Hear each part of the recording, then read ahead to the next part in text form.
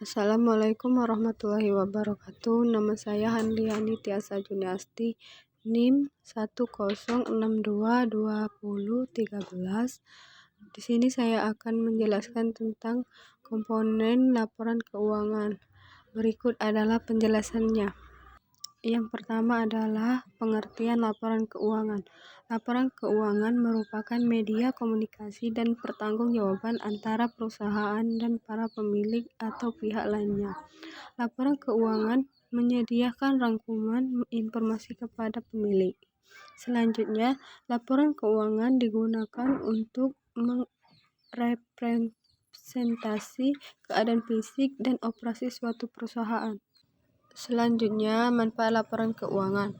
Manfaat laporan keuangan bagi pihak manajemen untuk dasar perencanaan dan pengendalian perusahaan. Bagi para pemilik perusahaan untuk mengukur hasil usaha perusahaan berkenaan dengan modal yang telah diinvestasikan. Bagi para kreditur untuk menilai keamanan pinjaman yang telah dan akan diberikan pada perusahaan. Bagi pemerintah untuk dasar perhitungan pajak. Adapun macam-macam laporan keuangan yang terdiri dari pertama neraca, kedua laporan laba rugi, ketiga laporan perubahan modal, keempat laporan arus kas. Dari macam-macam laporan keuangan tersebut, yang pertama adalah neraca. Neraca merupakan laporan posisi keuangan yang menggambarkan aset atau kekayaan, kewajiban, dan modal yang dimiliki pada suatu saat tertentu. Adapun unsur neraca, yang pertama nama perusahaan, kedua nama laporan, yang ketiga tanggal neraca.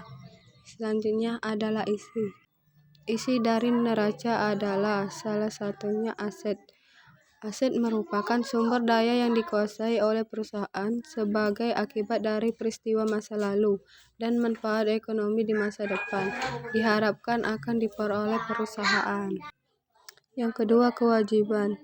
Kewajiban klaim oleh pihak luar atau kreditur yang harus dilunasi perusahaan.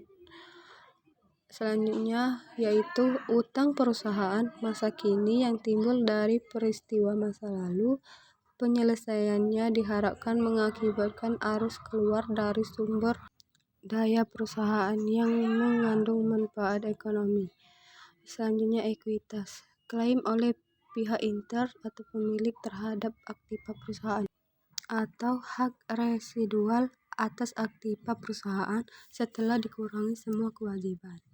Apabila perusahaan di likuiditas yang dilunasi kewajiban terlebih dahulu. Yang kedua adalah laporan laba rugi. Laporan yang menyajikan hasil usaha perusahaan dalam rentang waktu tertentu. Laporan laba rugi melaporkan kelebihan pendapatan terhadap beban-beban yang terjadi disebut laba bersih. Jika beban melebihi pendapatan, maka disebut rugi bersih. Yang ketiga yaitu laporan perubahan modal.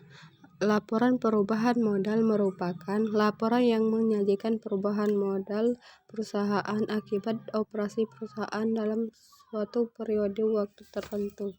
Isi dari laporan perubahan modal adalah laba bersih yang diperoleh dan setoran tambahan dari pemilik. Yang keempat, laporan arus kas. Laporan arus kas merupakan informasi tentang penerimaan dan pengeluaran kas selama satu periode tertentu.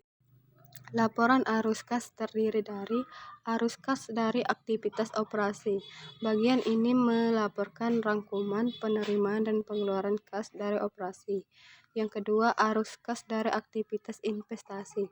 Bagian ini melaporkan transaksi kas untuk akuisisi dan penjualan aset yang relatif permanen. Yang selanjutnya, arus kas dari aktivitas pendanaan.